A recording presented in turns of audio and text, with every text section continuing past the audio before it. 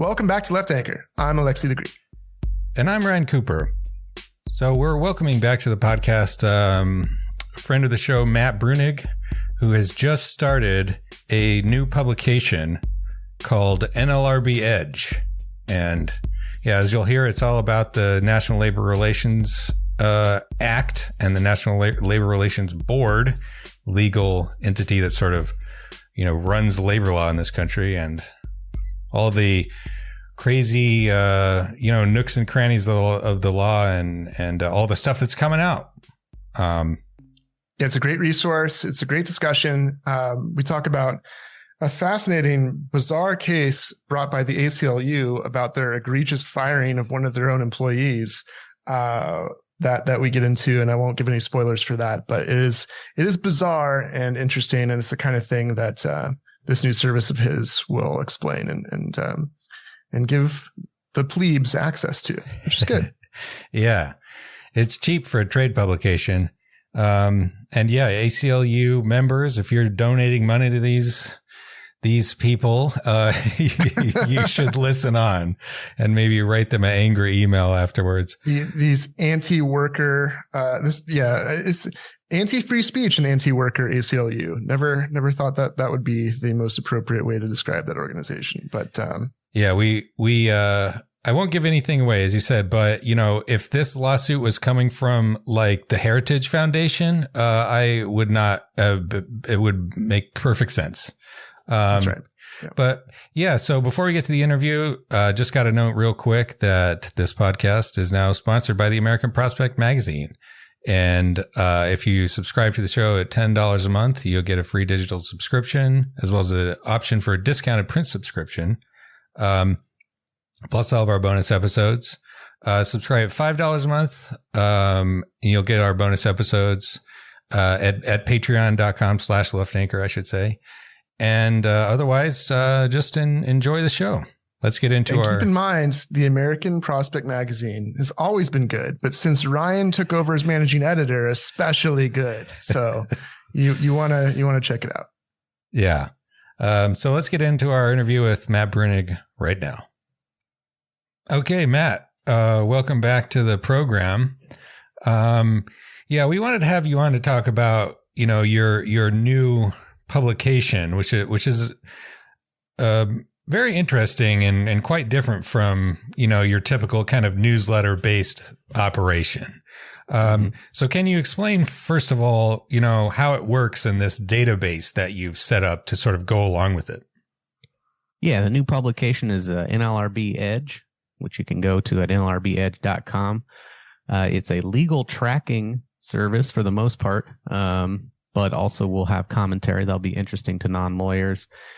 The idea behind this is that, there are these services out there like Law 360, Westlaw, what's it called? Westlaw Today. I think Politico has one, Bloomberg has one. And a lot of lawyers subscribe to them to just kind of keep track of what's going on in the law. And there's ones for different subjects. And that includes labor law. The NLRB is the National Labor Relations Board. And that's what I'm covering here. And when I started seeing these like AI large language models, things come out like ChatGPT. There's another one called Claude Opus that I'm actually using more these days. I had sort of some ideas about, okay, so these things, they just kind of digest a bunch of documents and then you can ask it questions. You can do like that seems cool. And so I thought, well, I think I can download like pretty much every document on the NLRB website. And like, what if you trained it on that? Could it become like a labor lawyer? That turned out not to be terribly fruitful. Just because the limits on the amount of stuff you're allowed to put in it is pretty low. But what I did find was fruitful is it can track labor law developments reasonably well, because those developments are just kind of put out in the form of documents, whether decisions or briefs or whatever. And so what I decided to do was I created a database that kind of took down every document I could get from the NLRB website. And then I wrote some programs that will just automatically update the database every day.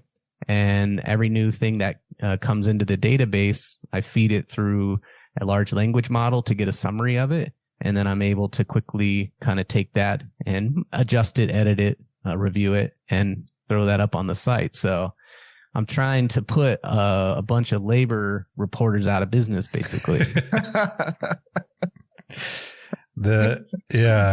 Or the positive spin to use, the technology that's threatening us all in favor of fighting for workers' rights, Yeah, it's undermining some workers, but to the benefit of many more.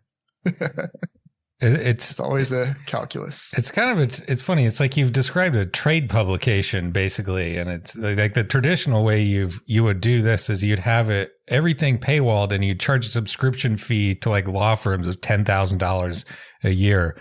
But so far you're going with this sort of like more distributed, what is it? $5-10 a month option, something like that. Yeah, I did bump it to 8, although that is the Substack default. It is running on Substack, though it's not on the Substack website.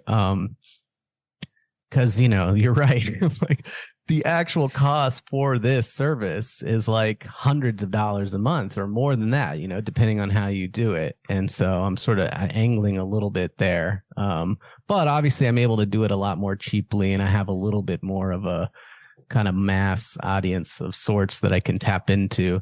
Right now, I have 12,000 free subscribers on it. I won't tell you how many paid quite yet because it's a little embarrassing, but I haven't paywalled it yet. So the question is, what % of those will convert when I do paywall it?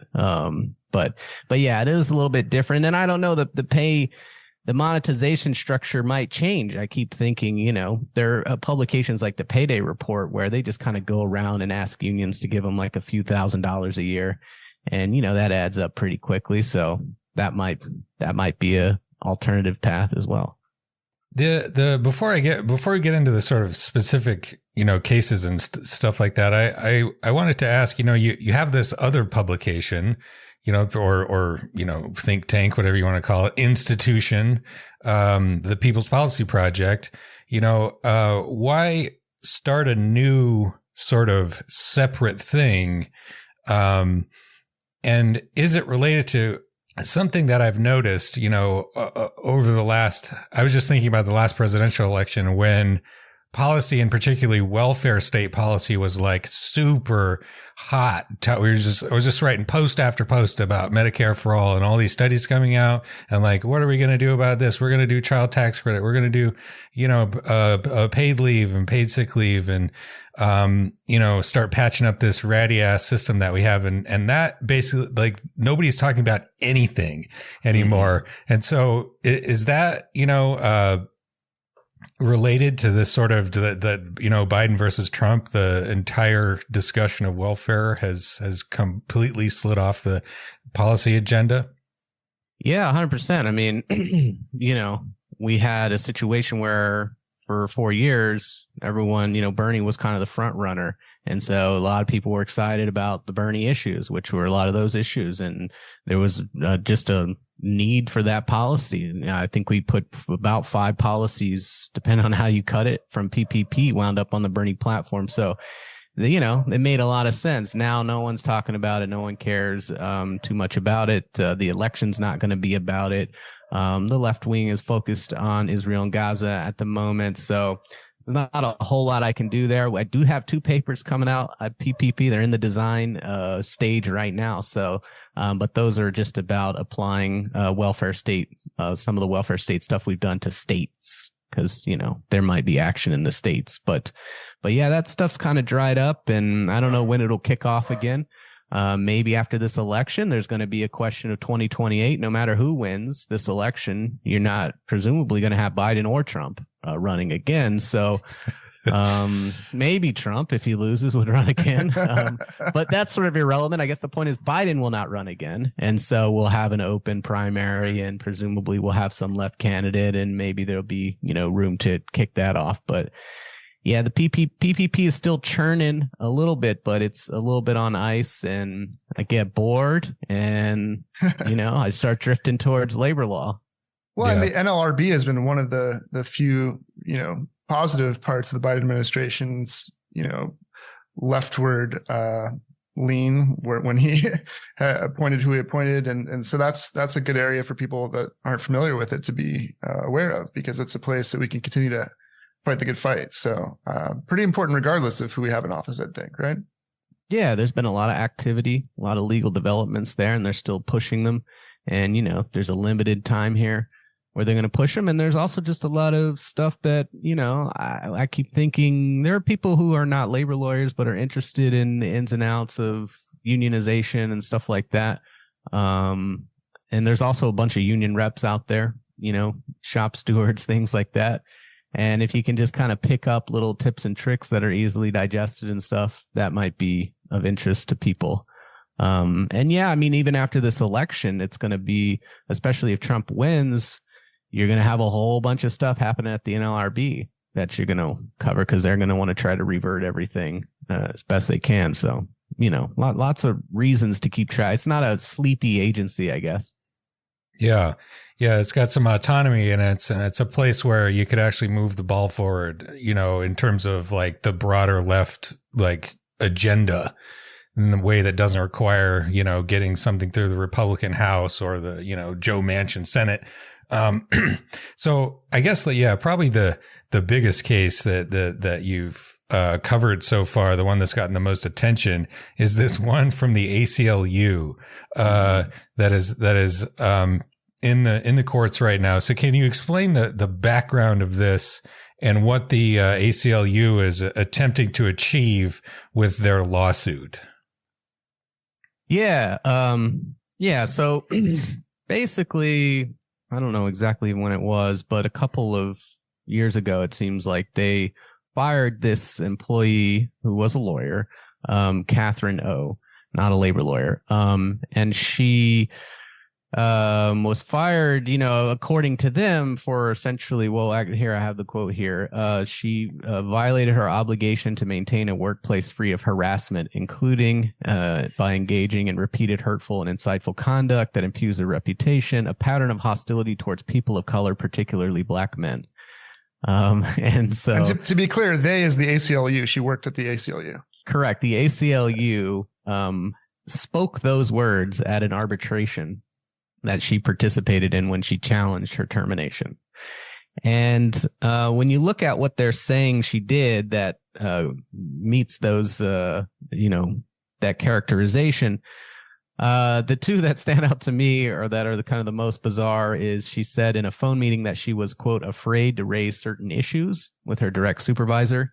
And they said that's playing upon racist tropes because her black supervisor is a black man. She's afraid of a black man, that kind of thing. She didn't mention his race or whatever. Also, Miss O is an Asian woman, if that matters. And then there was another one where the national political director left the organization after Miss O and her colleagues, so that concerted activity, complained about his management. He left the organization, and she apparently joked in the meeting that despite the fact that he had left, she believed that, quote, the beatings will continue until morale improves, which is a funny line. I believe it's a Simpsons joke. And they said that this was racist because the former national political director is a black man. And it's violent imagery and whatever, right? So like he was doing beatings like a black criminal or something. Like that's how they presented it. It's really bizarre. They fired her. She takes it to arbitration, but then also files an unfair labor practice charge at the NLRB saying, look, they fired me for my protected statements criticizing management. And the ACLU, honestly, I think they probably just kind of stepped in it here. Those are probably pretextual reasons for firing her. Maybe they just found her to be difficult. Who knows? But unfortunately, the reason they gave for firing her were these statements. But these statements are protected, and you can't fire someone for that. And so now they're sitting at the NLRB with these unfair labor practice charges against them. They don't really have a defense, like an ordinary defense that you could raise, where you'd say, no, that we actually fired her for some other reason. No, this is the reason they gave for firing her. And so they advanced two theories as to why they should prevail in the case, that both of which said essentially that the NLRB just doesn't have a right to act in this case. The first theory, the one that I spent the most time on in the piece, was They're saying that because the ACLU has an arbitration policy, she has to go to the arbitration policy, that she can't go to the board to have her unfair labor practice charges heard. She has to do it for an arbitrator. And then for a while, they were also claiming that the general counsel of the NLRB was unconstitutionally appointed. And so for those reasons, the, the board can't act and cannot enforce her rights. Yeah. Let me emphasize the second part just a little bit to clarify that the effect of this would be to, nullify, the entire, actions of the Biden NLRB general counsel, like the most pro-labor sort of, visionary we've had in the agency maybe ever, Jenna Bruzzo, right? And replace her with the Trump, the Trump guy. I forget his name. Well, I don't know what the remedy would be, because their argument is that Peter Robb, which is the general counsel that Trump appointed and that preceded Abruzzo, that he had a 4-year term and that Biden fired him before the 4-year term was out and then appointed Abruzzo. But his 4-year term is now over, Right. So do you put him back in? So maybe it would just invalidate everything that was done, under the Biden appointee, I guess. Yeah, I guess he would invalidate it and then require her to be re-nominated or something. It's sort of unclear where, we know the theory doesn't explain how you clean up the mess, I suppose. Right. But there is a mess. Now, I will tell you that the ACLU did email me and say that they had withdrawn that theory. They're not pursuing that theory. Right. They say why, or can you guess why they did that? Is it because the remedy is confusing, or no? I suspect the it's just not a winning argument. I think they realized that it was not a good idea to do that, for broader reasons relating to people not being happy with individuals challenging constitutionally NLRB. Now, the official reason they gave, which is kind of funny, is they said that it was a technical procedural issue. So I don't know. Is the arbitration part not a technical procedural issue? It seemed to be both procedural problems, right? Not dealing with the substance of the dispute between them and Miss O. But that's by the way, Matt, for the people that don't understand the implications of forcing workers to go to arbitration instead of the NLRB, why is that bad for workers? Can you explain that briefly? Like if they had to do that, if they had to go to arbitration. Yeah, arbitration is typically pretty biased towards employers. And arbitrators also are not necessarily going to be very good at applying the unfair, the National Labor Relations Act. The other thing is the board is, you can access the board for free and you don't need an attorney. Right. So you file an unfair labor practice charge saying, hey, I was illegally fired for protected activity. What happens is the board assigns you a board agent who is a lawyer, and then the board agent essentially becomes your lawyer. Like, not technically, it's a lawyer for the agency, but you don't need a lawyer. They will do all of it for you. For an arbitration, unless you know all the processes and whatever, you're going to need someone to help you with that. So it's just a lot easier to access that. The other thing, and this is a much more technical point, is under this board, there was a decision called CMEX, which changed the processes used to get union recognition. And it changed a lot of things, but one of the things it changed is it made it a lot easier for the board to issue what's called a remedial bargaining order. So basically, if a union is organizing and they're moving towards an election, and during that process, the company engages in unfair labor practice, start firing people, start making unlawful statements and threats and whatever. Now they're going to be much more on the ball to say, okay, cut it out. Like, you just have to recognize the union. Like, we're just not going to do this. But if all they have to do is have an arbitration policy and you can't bring these unfair labor practice charges to the board, and instead you got to go through arbitration, then you're not going to be able to establish that the ULPs occurred, and then not going to be able to get the remedial bargaining order. Like, it would undermine all of that. So, yeah, it's like, to sum up, like, the arbitration is really much more biased towards the employer compared to the NLRB procedure, and that's why employers want it. And this would be, basically so that they could squirm out of a single, having to reinstate a single person, like just blowing a massive hole in labor law for every company and every worker potentially.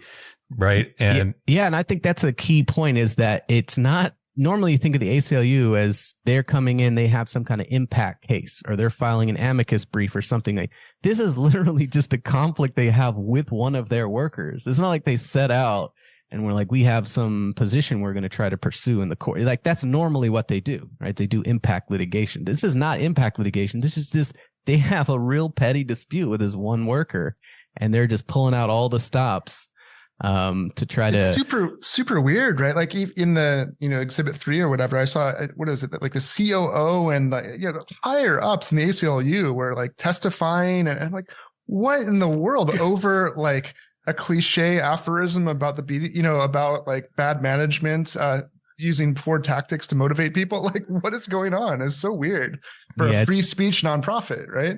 It's very weird. And apparently this week, I think there were at least 3 days of a trial at the board. They're having their hearing in front of the ALJ. And so that I would suspect that they were down there doing that. It's like, is that even aside, okay, we're spending all this money on this management lawyer who's doing this goofy stuff. Like, they didn't come up with this stuff. I don't think have like labor lawyers on staff. It was this a lawyer, Kenneth Margolis, who's, he's a well-paid man. He's probably coming up with this, and they're saying, sure, go ahead. But also, in addition to spending all that on him, like, they're just wasting time. Like, doesn't the ACLU have stuff to do? I don't know. It's a very bizarre thing for an employer like that, that's so dependent on, outside donations and making an impact, to just be, doing this kind of stuff. It also seems like their arguments about what constitutes harassment, harm, and racism were like caricatures of the most reactionary crazies you could possibly think of, what they would say about wokeness. You know what I mean? Like, it's like, you used the word afraid, and that triggered me. There's like a literal quote. Yeah, like, that was that a guy, like, that an adult man said. And I just like can't a very understand. Highly educated, successful adult man, Who all of these people, by the way, are have a power advantage. They're like the superiors of the it's just so, I mean, it's almost encapsulates the neoliberal appropriation and abuse of actual leftist desires for anti-racism, anti-sexism, all those things, right? Like, it's just like so cynical and obvious is the weird thing. It seems so transparently bullshit, I guess. I don't know. That some of these identitarian cliques or ticks that have developed could be used, in fact, for inegalitarian purposes, and not for racial equality per se. Yes, it is kind of something like that. Now, the one other I didn't put this in the piece, but it's occasionally it got picked up by conservatives as well as leftists. Obviously, there was something in there for everybody. And, for many years when conservatives would complain about this stuff, I would always say, and they would always roll their eyes, there's unions and labor laws you could use if you're worried about these kinds of things, and you could strengthen them and make it even better, they did. But like, this is a perfect example of this. Like, whatever you think about, the craziness of employers and DEI, whatever, the NLRB has not been affected by it. Like, the NLRB is still sitting there and saying, no, you are allowed to say you're afraid of your boss. That's definitely something you can do. And it doesn't really matter. You can say it's racist and do whatever. Like, we're still going to go after you. So, yeah, I remember back in the 2020, in the heyday of the White Fragility book, whatever that lady's name is, I forget.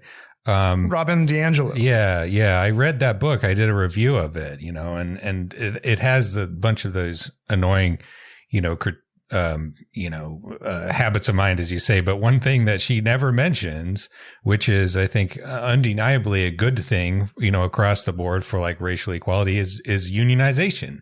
This would be, to be in a union, it means higher wages, it means wage compression. And it gives you ways that you can, if you are being discriminated against in the workplace, there's remedies there. You could put stuff in the contract, this and that. She never talks about that.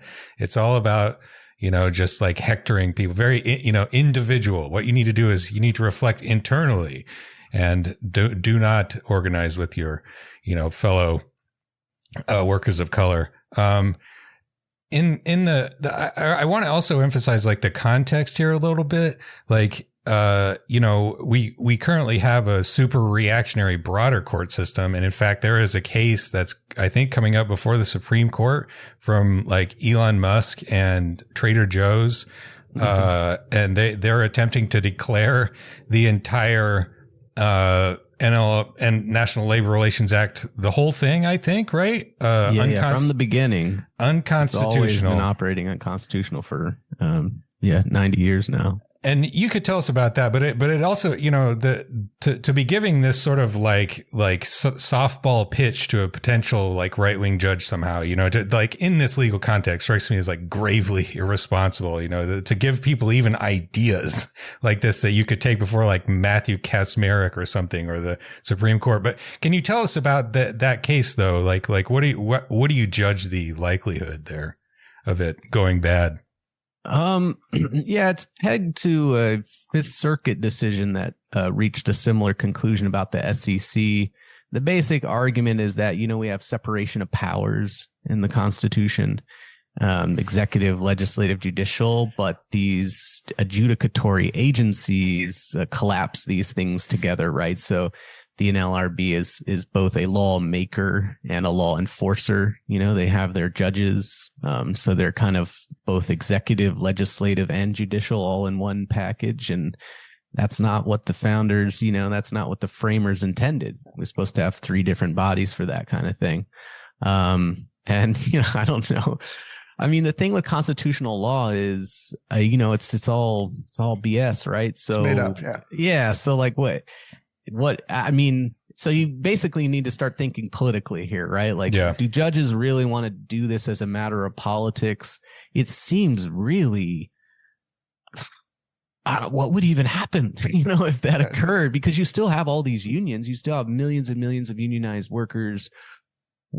They exist kind of within this structure. It would be sort of like if, I don't know, you just repealed all of like Delaware corporate law. You just pass a law that's just like you just drew a line between it and you're like, go. Like, what? How would the world continue? It would be so chaotic, but Yeah. Well, and I suppose the some relevant history here is that the NLRA is itself like a compromise bill very much. It is not, tremendously pro-labor and, constrains the power of unions in many ways. And, if all of these, legal contracts negotiated under the status quo regime, one of those is you can't do sympathy strikes. That's against the law. Well, if you get rid of the whole NLRA, could we have boycotts like what's happening in Finland right now? Who's to say? But it's also who's to say whether or not the Supreme Court was cognizant of that. Yeah, no, what would happen if you had to start it all over is it could go any number of ways. Not sure that it would necessarily be more conservative friendly than it is today. The board, both as what it does and the rules that are in the NLRB, but also just the NLRB process is so tilted towards employers. The remedies there really aren't much in the way of remedies, no punitive damages. It takes so long. Like if you get fired and you want to get reinstated and your boss really wants to be a stick in the mud about it, that could take multiple years. I mean, this ACLU case has taken multiple years. So, there's advantages to kind of using the NLRB as like a neutering institution that sort of nominally helps workers, but because of the processes really makes it difficult. And if you were to get rid of that, I don't even know. Are we bringing cases in federal district court now to enforce something like this? Does the statute just go away? If we're going to do that, how are we going to start staffing these? We're going to just massively increase the number of federal district courts and their staff and their judges. It's just, it's hard to see. Like there's some efficiency reasons around creating these institutions like this. Like if everything that went before the SEC or the FTC or the NLRB or whatever was brought in federal district court, it would be, you couldn't do all the other stuff, that they do.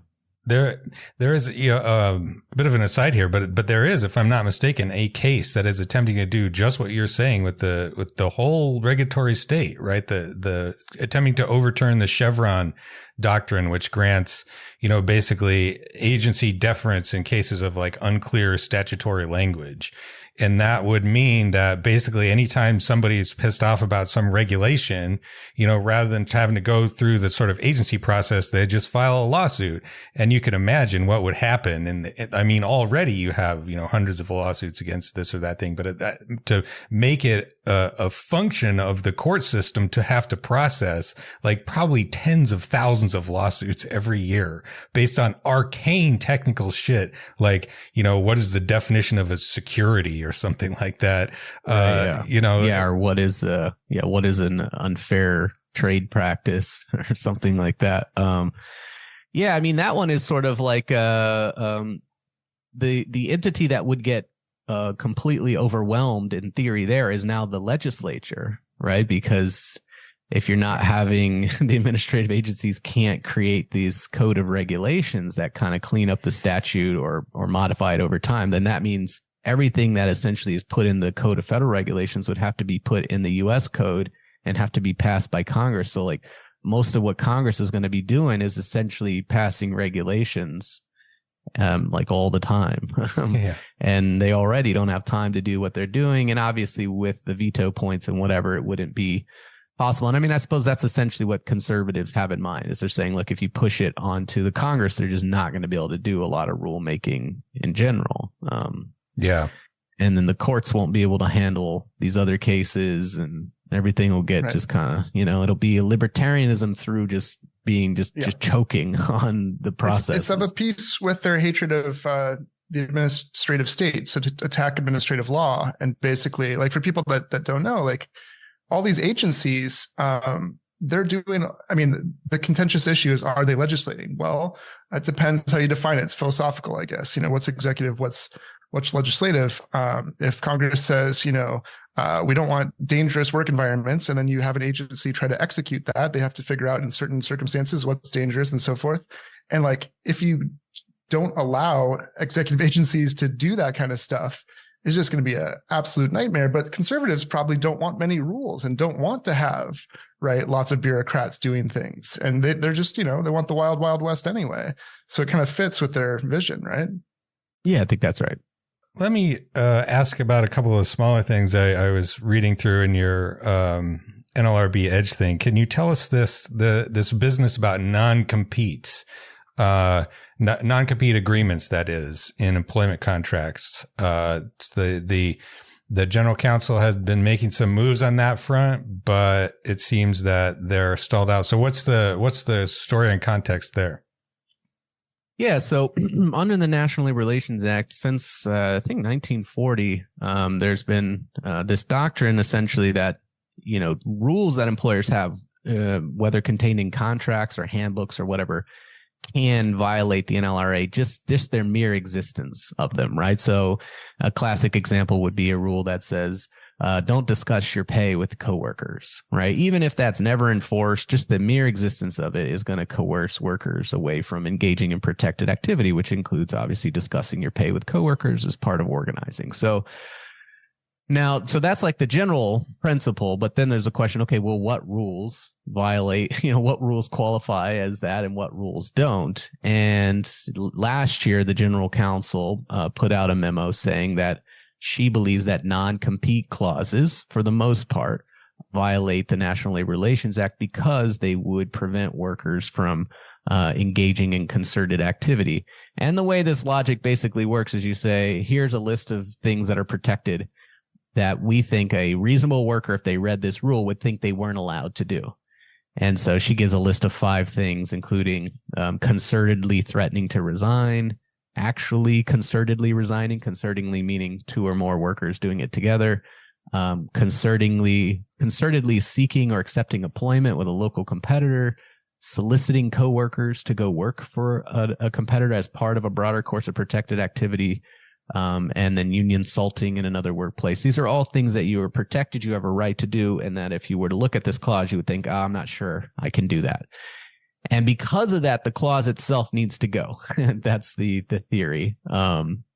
And she, there were serious efforts made to make this happen, to get a case done on this. One case called Berry Green Management, and more recently a case called Jubilee Aesthetics. And both of those cases settled. So we are coming up on a deadline here where it does not look like we're going to be able to get a case through the system that either confirms or disconfirms her theory here. And this ties into a sort of a broader question that I have about all this legal arcana and like the deep structure of sort of the way that labor law is sort of produced. This stuff inside now, and like, you like to push on the points where it's possible to push, like filing unfair labor practice charges against, anybody any tweet you see, there goes Matt. Yeah, I'm the NLRB Twitter officer. Yeah. But it strikes me as a stereotypically American, hyper legalistic, hyper sort of court focused way of doing things, such that, several years ago now, the general counsel had this idea that this is the way, we should, do things, that non-competes should be considered a violation of labor rights. And, it's completely plausible. This is something that I have done myself. I went and applied for another job, got an offer, and used that to get, a raise of like $5,000 at my current job. So it's not like, of course, this is like, helping workers' rights. But instead of just being able to go out and say like, ka-chunk, like this, we've got a new rule. That's what it is. You have to get a case through the system, just like sort of wait for one to come up. And then, in an entire presidential term, you can't even get one of those. So like, what are your thoughts on this sort of, this legal structure and, how it might be done better possibly? Yeah, it's extremely frustrating, especially because it's done, through this process, which is adjudication, that the board does have rulemaking authority. It very rarely makes rules, but even when it does that, the courts all like to knock down their rules. They don't get a lot of deference, even when Chevron was in existence. They uniquely don't get deference, which is really bizarre. But yeah, so like, for example, they issued a joint employer rule. The process on that was started like basically day one when GC Abruzzo got in there, or the new NLRB. I guess the rules technically come from the NLRB, not the general counsel, but that got started almost immediately. They issued What does that mean, Matt? The joint employer rule? Sorry, yeah. It was going to be a rule that McDonald's is the classic example, right? Where it has all these franchises, and then you have McDonald's corporate, and they maintain that each franchise is its own business. So unlike a Starbucks situation where Starbucks has all the corporate stores, they're all owned by corporate. So that's why you could get this big Starbucks union together. With McDonald's, every store would be its own union, and they couldn't bargain together and create like a master agreement. So they issued a rule that was basically would make a company like McDonald's be like joint employer so that all the workers could kind of bargain together, right? And they put that thing started immediately when she got into office. They passed a final rule in October of last year, right? So we're only talking, took 2.5 years. And then earlier this week, a judge in the Eastern District of Texas vacated the rule. And now we'll have to go to the Fifth Circuit and maybe the Supreme Court, and like she'll be gone. Like this whole NLRB, this 4 years of governing, it'll be gone before you even have a chance to get this one rule done. But then, of course, like you said, the same thing happens with adjudication. With adjudication, the problem is just finding these cases, and also the parties have to be willing to go along with it, right? So the problem is that you can hit a party that an employer who just like, okay, I don't want to fight it. I'll go ahead and cut out our non-competes, right? Or you might have a charging party, the employee that's bringing the case, who is willing to settle for less than they could really get. And, so you got to coax these parties into doing the right things to set up a perfect setup so that it can get to the board and be one of its like 250 decisions each year. That's super promising. But I wonder, Matt, what do you think? Because there are a lot of arguments from whether it's Samuel Moyn or others who, like, understandably really dislike leftists or especially who want the courts to be sites of struggle for many of these reasons. It's like usually a reactionary play. So there's all these, obstacles. It takes forever. But then, of course, like, legislation is not easy for the left to get things through for various reasons.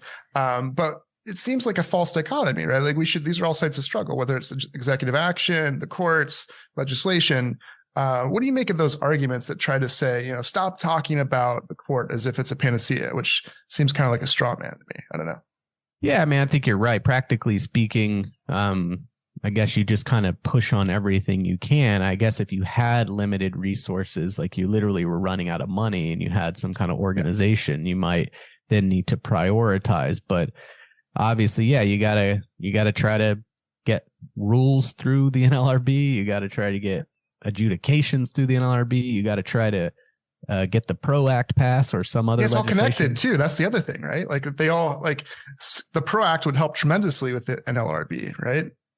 Yeah, absolutely. I mean, that would be a legislative change would be incredible. I mean, that's what you need more than anything. But, if you can't get that, then you have to mess with the other stuff. I see that actually in the labor law context. Clinton's, the NLRB chair under Clinton, William Gold, he wrote a law review article not too long ago the whole thing was like hectoring people who were trying to get the PRO Act passed or similar kinds of bills that would beef up the NLRA.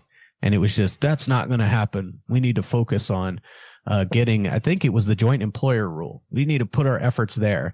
And you read it and it's like, what is even this? What do you mean focus on it? I don't work at the agency. Like, how could I even what are you even talking about? And then it's funny, of course, that rule has now been vacated by a district judge. So that kind of stuff is a little bit, it's like low hanging fruit, I guess, to talk about what people should focus on and not focus on. But it seems kind of not as relevant as some people believe. Yeah, you gotta do what you can with the tools you have, and that'll vary between people. And yeah, so some people have encyclopedic knowledge of National Labor Relations Act business, and each to their own weapons, right? Yeah. Yeah. Right. Yeah. It doesn't make sense for me to, even in the broader debates, like, whoa, what about foreign policy? What about empire? And it's like, there's just a lot of people know a lot more than that about that than I do. So what do you want me to do about it? Is there anybody trying to do like the way conservatives do these like fake cases? Like sometimes the details are actually fabricated. That case that went before the Supreme Court with the gay wedding, gay marriage wedding website lady who claimed that somebody had asked her to do it, even though she doesn't make wedding websites. And then it turned out that was a lie.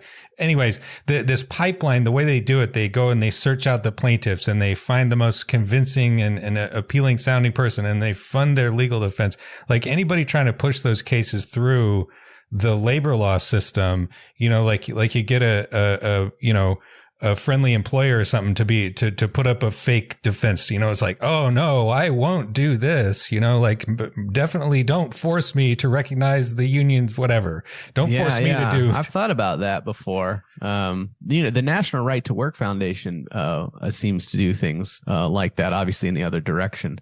The way that the thing that's most similar to that is it seems like so the general counsel will put out a memo at the beginning of their term that's usually titled Mandatory Submissions to Advice. And it'll pretty much tell you what they're trying to do. It'll be like a list of 25 things. It's always very like opaque, but if you know what you're reading, you can figure out what they're trying to do.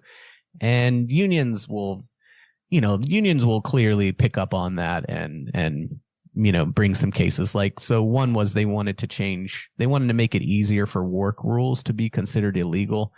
and the union that represent the workers at Stericycle obviously picked up on that, filed a charge, and that was the case that they used as a vehicle. And so unions are good at this because unions can be the charging party, right? They can be the people who bring the case. And when the union brings it, at least that's one less person you have to deal with who might want to back out, right? Because if an individual brings it, they might want to settle, and they have reasons to settle, like, oh, I just want to get this over with, or I want to get my back pay or whatever, right? Individuals are, they have real lives, right? Whereas the union is like an institution is willing to just chill and hang out for a few years in order to get the law changed. So one more sort of amusing story I found, the SpaceX was attempting to claim that it's an airliner. Can you explain what that was about?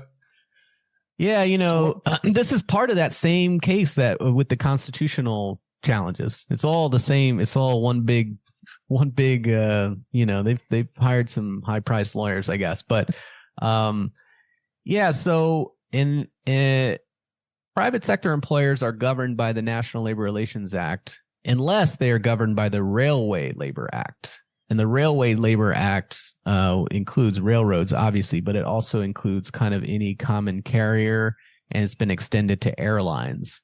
So this was a recent thing that, I don't even know if it's been covered. I guess I hadn't seen it, but it popped up in my little database that this is a new argument they're advancing, that not only is the NLRA unconstitutional, but separately it's an airliner, and therefore it's not governed by the NLRA. It should be governed by the Railway Labor Act. And honestly, and I know I always associate this with Matt Iglesias because he seems to say it all the time.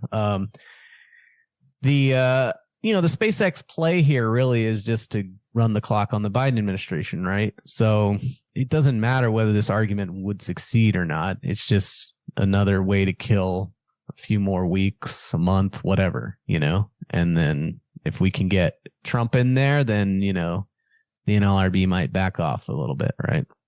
I'd like to talk a little about the PRO Act. I don't know. Can you refresh us on like what the sort of basics of that sucker would do? Like what are the sort of big changes that it would make? And secondly, if you had your druthers, like if you're designing a labor, law system from scratch, would that be sort of like your aspirational goal, or do you think that there would be a better way to go about things? It's a hard question. Obviously, like the ideal labor, like union arrangement is like you have in the Nordic countries, right? Sector bargaining, where all the workers in each sector more or less are in the same union, and then all the employers have their employer organization, and they come together every few years and bargain, and workers have a lot of rights. They can do political strikes. They can do solidarity strikes. They can, that whole setup. Of course, one of the interesting things here is that, labor rights are not always legislative, right? They're kind of driven by other things, right? And so... I'm not sure that they even have like legislation that enables that per se. It's just that that's kind of how things have developed over time. And when you have the kind of power that workers have, you kind of can call your shots to some extent. As far as changing the NLRA goes, there was the Employee Free Choice Act under Obama, and then there was the PRO Act here under Biden. Both of them have failed. They have some things in similar, some things in common. I don't know. It's all good, I guess. We want a card check, right? We want to get rid of right to work. Card check meaning not having to do these union elections. Just if the majority of people sign a card, the employer has to recognize it. We want penalties, actual penalties for unfair labor practices, not just back pay. We want, the ability to, like I said, end right to work. I think in the PRO Act, they also gave workers a right to a private right of action, which is interesting. So as a worker, you could decide to bring your case at the NLRB, or if you wanted to, you could bring it into a federal district court, which is funny. I guess you would do that if the NLRB was taking too long. So yeah, I don't know. I thought it was a great bill and would have been a good thing, to pass, but I don't know. I guess I should sit down and get together a much better theory of. Maybe I should just write one. I should just write a bill. Yeah. The penalties part seems key to me. You know, it's you've before talked about how it's like unfair labor practice charge for like, you know, saying or posting a tweet that says, if you try to unionize, I'm going to fire you. Oh, you can't do that. That's illegal. You have to put a notice up in the boardroom that you have the right to organize without me threatening to fire you.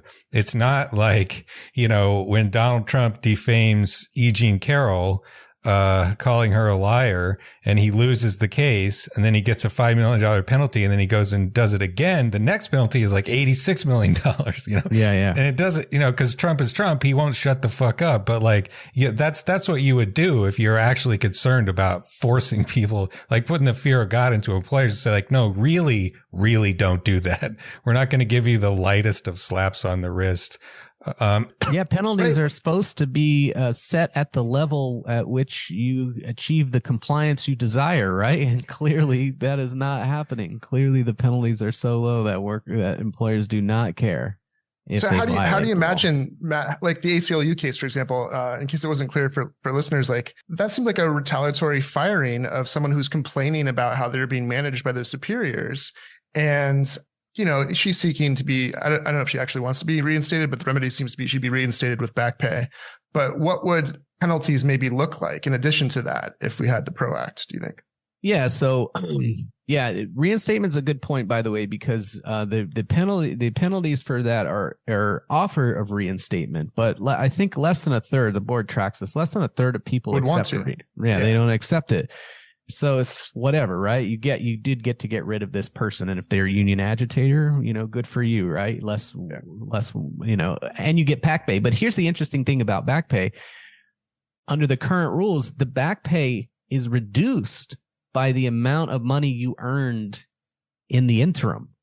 So if you, if you get fired and then you were laid off for like, you don't have a job for a month and then you go get a job, and you're chilling at that job for like a year. Get a month. That's it. You just get a month, you know, or it might be a little bit less, you know, if you, you know, maybe you didn't get as equal pay, you know, so they'll find the difference there. It's almost nothing. So, I mean, you could just have straight up civil monetary penalties, $50,000 per firing or something like that. You could also triple the damages. They do this in wage and hour claims. You could also require attorney's fees, right? So that's kind of the structure for wage and hour claims. If you get wage theft against you, you can get a lawyer. The lawyer can sue them. The damages are they have to pay you the wages that they didn't pay you times 3, and they have to pay your lawyer. So there's a lot of, you know, it's not mysterious things you can do to make the structure more, you know, punishing for employers. Yeah, and so we saw this in the Starbucks case, you know, where the company was just doing just incredible amounts of outrageously illegal stuff, you know, the firing union organizers and you know, making these sort of unsubtle threats and whatnot, and they, you know, ended up in court for a while. However, that seems to have turned on its head. Am I correct that it seems like Starbucks is sort of getting ready to give up? Yeah. Can you give us an update there? Yeah. So from what I can tell, so there were like hundreds and hundreds of stores that were unionized. I don't know what the final count is at the moment. I think it's over 300, and there were hundreds and hundreds of unfair labor practice charges. The board, I looked this up recently. So the board can do a lot of things, but one of the kind of extraordinary things it can do is it can bring an injunction in a federal district court. So instead of going through the board process, it will just go straight to district court to halt the activity. 40% of the injunctions that they brought last year were against Starbucks, just one company. And yeah, so what seems to have happened is Starbucks has kind of finally realized like they're just not going to be able to get out of this, right? There's hundreds and hundreds of its stores that have these unions, and how do are they going to bargain a contract at each one of these stores? How are they ever going to get rid of these unions? It's probably costing them a fortune to deal with this legally.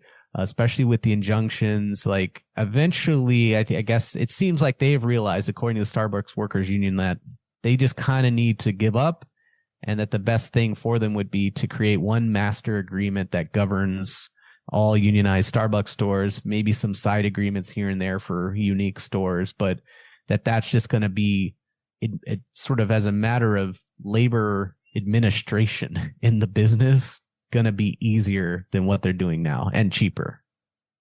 Yeah, it's funny. It's in my, the visits to the Nordic countries I've done, there's, as we've talked about on the podcast now, like an incredibly tame relationship between workers and management. It's just like all the bosses will say, "Oh, we love unions. The unions are very important. They stabilize the labor system and so on." And I think, what this story shows is like, basically you have to beat that into the heads of the bosses that, it's like, after fighting this for years and years, suddenly they're like, well, I mean, if we just give them a contract, and then we'll have like less turnover, and that'll save us money, and we won't have to spend all of this, millions and millions of dollars on attorney's fees.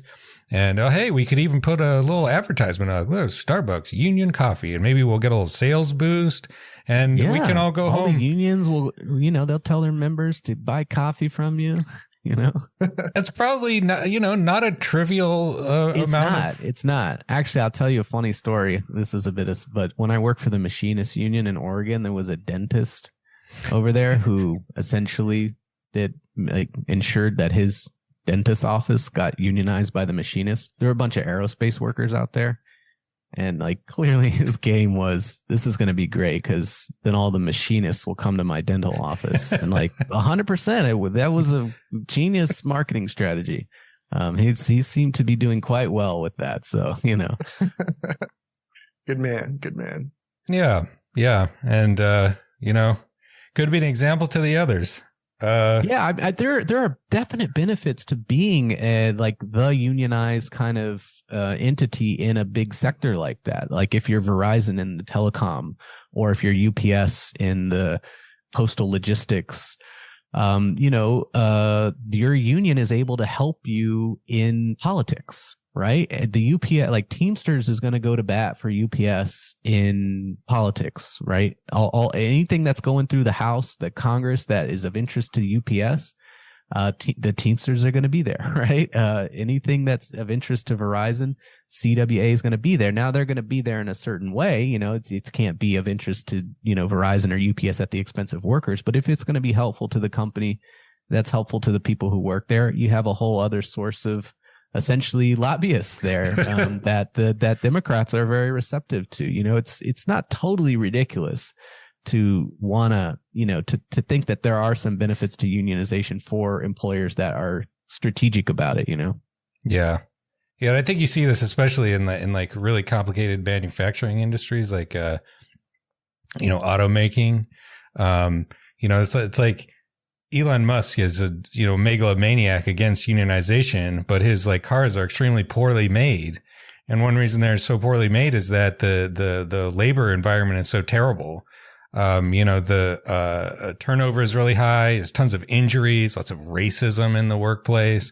And it's that's no way to manufacture a really, high quality consumer product that's very, very difficult to manufacture. But yeah, I think, it was right after the Howard Schultz guy, the guy who was going to be, Hillary Clinton's Secretary of Labor. Yeah, he ran for president too. Yeah. After he quit, and it was, over to some rando, executive. It's these guys have this sort of megalomaniac vision that was how dare these workers? How dare they attempt to claim a slightly bigger chunk of the corporate surplus? I will burn this company to the ground before I, recognize any unions. But yeah, it's funny. It's funny because Howard Schultz, it's not to get too sidetracked, but he started it. He seemed very personally offended by it. There's an element of this where it's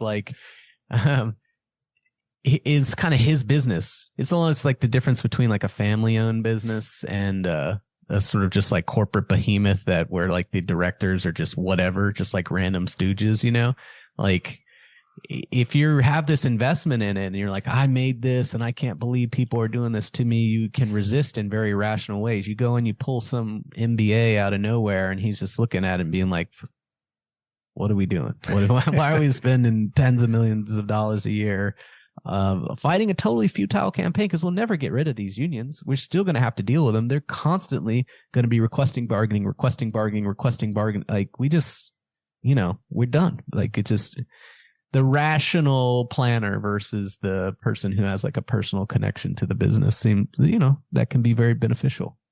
Just real quick, Matt, your point about how a good unionized business, they could become the lobbyists and the kind of promoters of that business reminds me of a kind of policy debate back when we were doing those with Mike Consul, when he was saying that a social wealth fund actually has problems because it would pit the workers' interests against the people that own shares in the company, because the profit, something like that, like the profit of the company would come at the expense of the workers. So, do you remember that debate? And can you remind us what your response to that was? Yeah. Yeah. So, the way a social wealth fund work, and especially if you kind of get to its final form, like a Meidner plan in Sweden, is that all the companies are owned publicly. And so the profits, the surplus, the investment return comes in to the public coffers or to a union coffer or whatever, right? Through some kind of social entity, and then is spread out in the society, maybe as a social dividend, like it is in Alaska, where everyone just gets an equal check. Or, I don't know, you could spend it on other things if you want. And this does create a necessary situation where you're going to have to decide, okay, so how much of each company's revenue do we want to push out to the workers, and how much do we want to push out sort of to society as a whole? And yeah, I guess his view was, well, if we keep it so that all of the return of capital goes to a small elite, then we can constantly be pushing against them. But if we make it so that the returns of capital go out to everyone, now it's something that has to be negotiated. I found the argument, you can come back if you think I'm misrepresenting it. I found it just really, really silly, right? I mean, it's essentially an argument that says, we should never have a socialist system, because in a socialist system, now we have to actually hash out how much money goes sort of to capital and how much money goes to labor. Whereas we should just have a capitalist system where we just constantly fight over it. Right. Yeah, that's the whole point. Socialists want to democratize the economy, which means democracy, which means figuring shit out that we don't have to under like the invisible hand or whatever doing it, Yeah, like right now, it's great if you're an activist, because you just constantly just got to be like higher wages. Why don't you just cut the profits? Why don't you cut the dividends and put it into wages? It's more straightforward.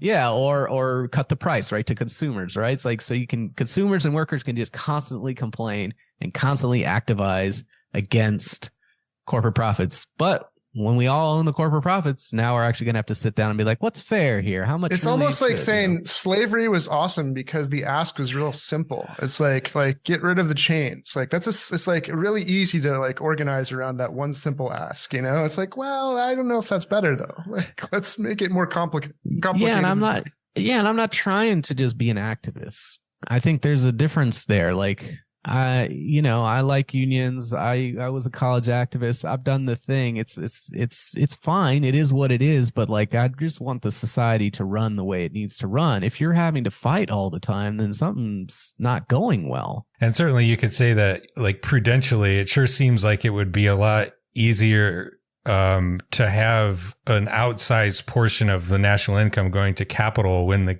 capital ownership is concentrated in a tiny minority of super wealthy, super influential people who are totally dependent on that capital ownership, versus whether it's like diffused over the entire government and society at large. No individual has such a huge desire, because it's like, okay, so you increase capital share by 1%. What is that? Oh, my dividend goes up a few $100s. It's not as big a deal. You can make more ethical calculations because the benefits are so diffuse. The other thing, and I mean, this gets very technical, but at the point at which, for example, you're paying an annual dividend to everyone in the country based on capital share, if capital share goes up, that just makes the society more equal.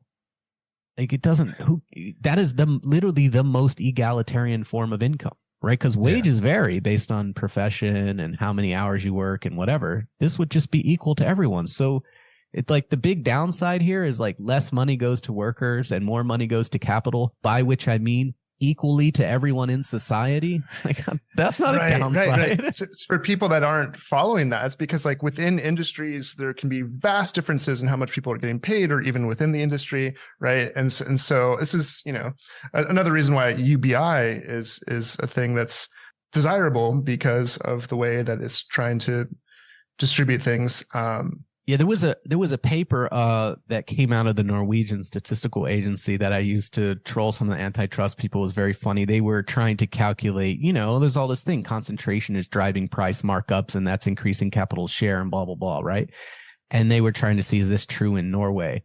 And they found that it mostly wasn't true in Norway, but it was true in some industries that you did see something like that. But then they had this caveat where they said, because of the extensive level of state ownership of industry in Norway, this actually had an equalizing effect on the distribution of income.